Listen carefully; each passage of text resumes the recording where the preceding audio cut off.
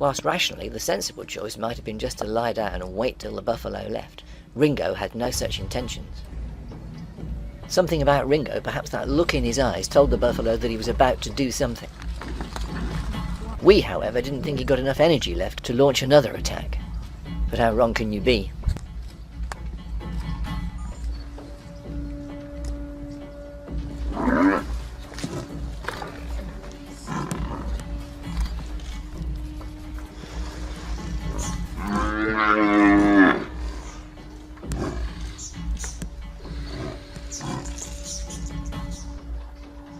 Goodness knows what punishment he took in that last attack, but for nearly 5 minutes they stared each other out before Ringo launched himself again.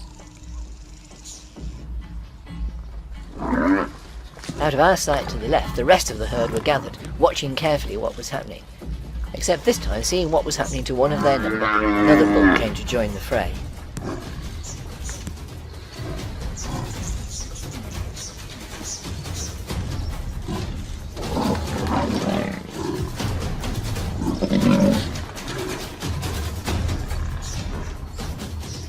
Surely this time that was it. Silently we were pleading with Ringo to give up.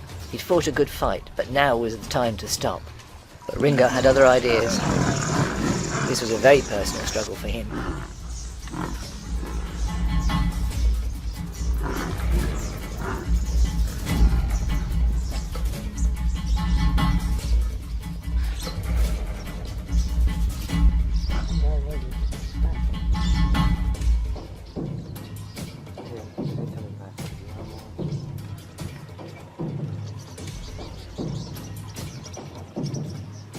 Goodness knows how he was still on his legs, but we felt compelled to drive round the other side of the gully just to see how this was going to come to a conclusion.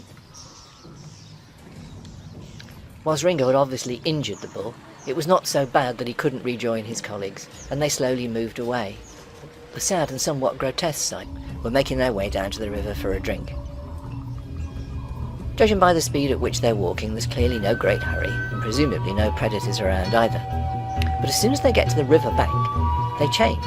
They just can't wait to get to the water.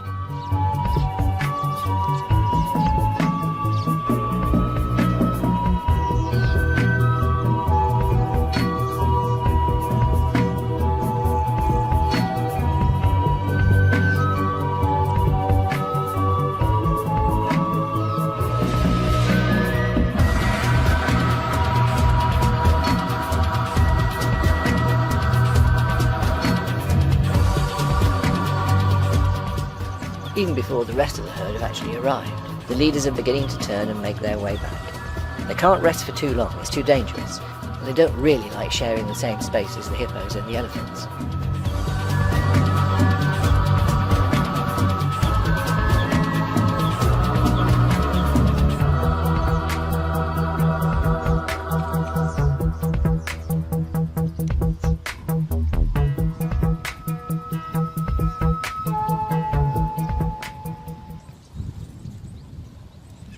The Luangwa River has the highest density of hippos anywhere in Africa, and whilst the buffaloes may have a problem sharing that space, clearly the crocs don't. They have a symbiotic relationship with the hippos. One being the herbivore, the other a carnivore, they're not in competition for the same food.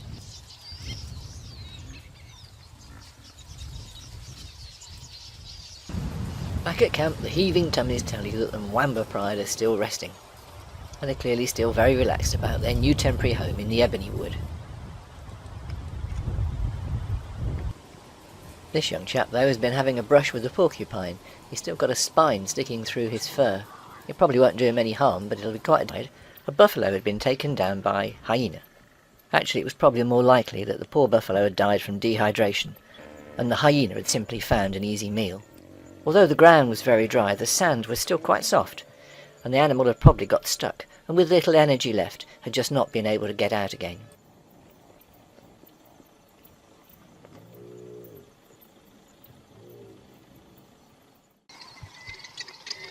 Next morning, the guinea fowl were growing on trees, while the predators were busy reducing the carcass to skin and bone.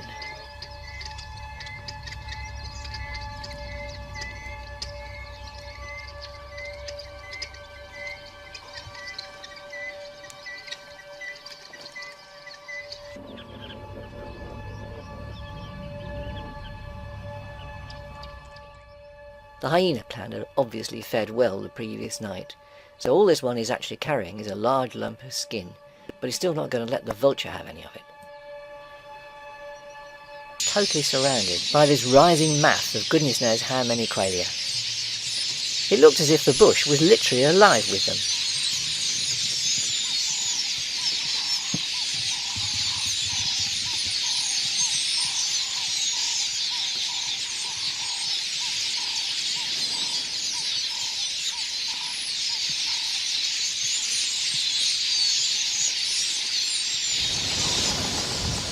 As Andrew drove us through the flock, it soon became clear that this was something unusual and extraordinary.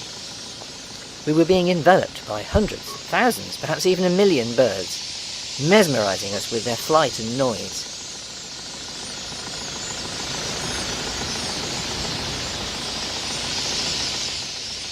As we got nearer to the water, the number of birds in the flock just continued to grow, until we finally found a clearing where we could sit and watch the swirling black cloud.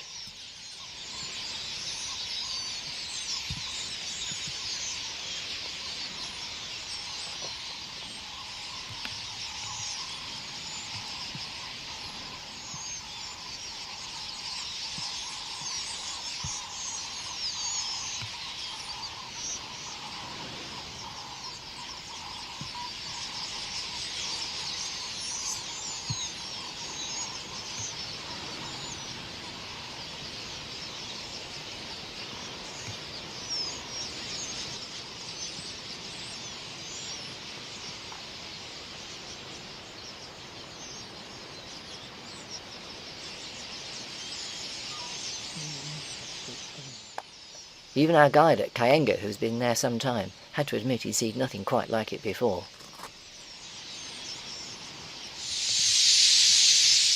It's quite difficult to find the superlatives to describe our first few days at Hyena, but there was plenty more action to come once we moved on to our next camps at Mwamba and Tafika, and you can see those in subsequent videos.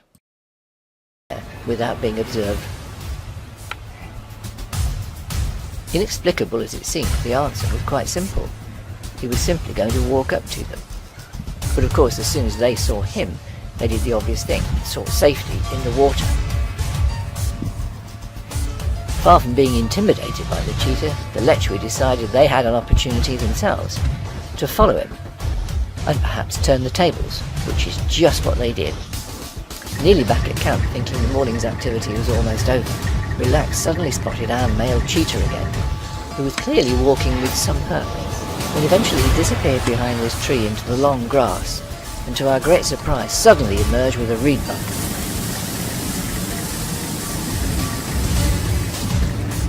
He was panting heavily both from the chase and from the bite on the reedbuck, and held it there for at least 10 minutes before he finally looked up. He was obviously concerned to get the kill out of sight, although it wasn't really that exposed, but he wasn't absolutely sure how best to do it.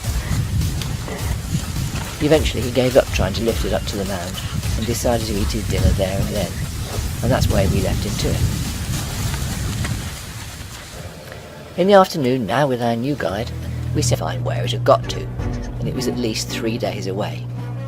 Although he didn't tell us about it immediately, while we were watching the waterbuck, Chief had a message on the radio to say that the marsh pride of lions had been seen, and looking as if they were on the hunt. They were about a half-an-hour drive away. While we were watching the pride moving off into the long grass, the strangest thing happened with this young male, who obviously had a fascination for the truck, trying to work out exactly what it was.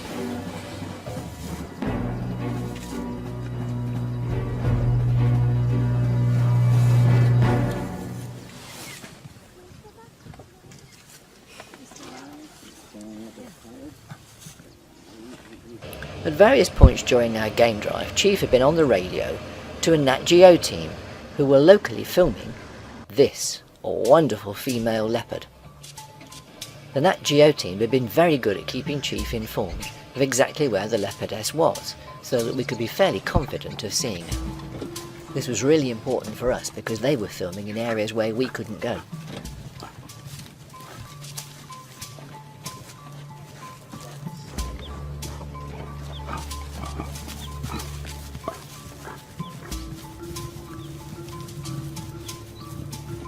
Next morning we were on our way north again to the marshes to see if we could find the lions. Chief had learned that wild dogs had been seen in the marsh area on this particular morning. But by the time we got there, the wild dogs were long gone, and that was because the lions had marched in and taken their kill, which they were still eating when we arrived. Whilst the rest of the pride were eating, this handsome male, who was one of the two brothers protecting the pride, was much more interested in the female. She, however, was clearly not so keen.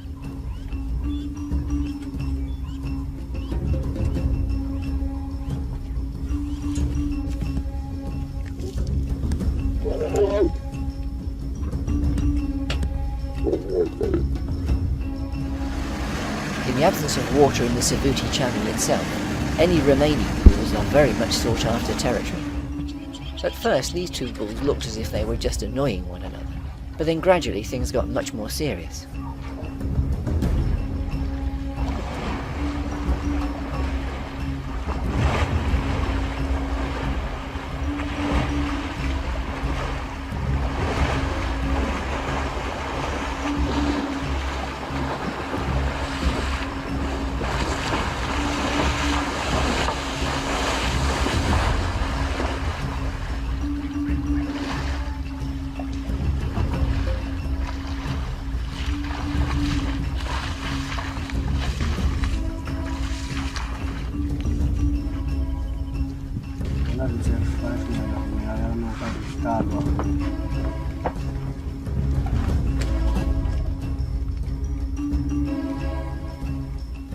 At this stage our guide Chief was just about reaching for the ignition key, in case things got out of hand, as the elephants were only a few feet away from us.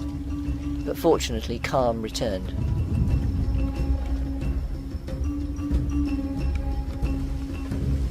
It had been an exciting end to the afternoon and to our stay at Savuti. For the next day we were moving on to Chobe.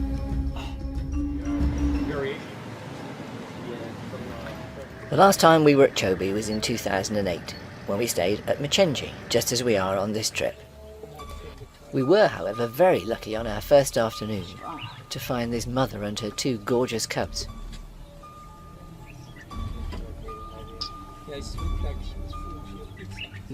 With Chobe being a public park, they'd obviously had quite a few trucks stop by to see them that afternoon, and they were rather nervous.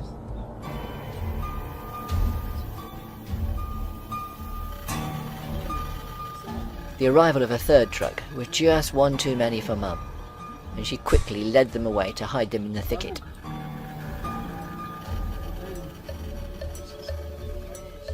However, if the Chobe is famous for anything, it's its elephants, and it didn't disappoint on that first afternoon just as the sun was setting.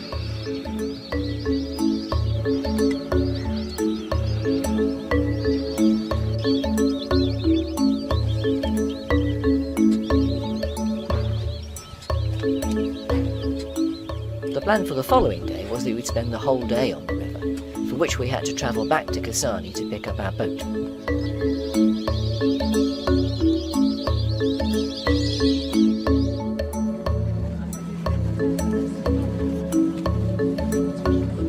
One of the pleasures of being on the boat is that provided your fellow travellers are relatively quiet, you can silently glide up to the animals and wildlife in a way that you can't in a truck.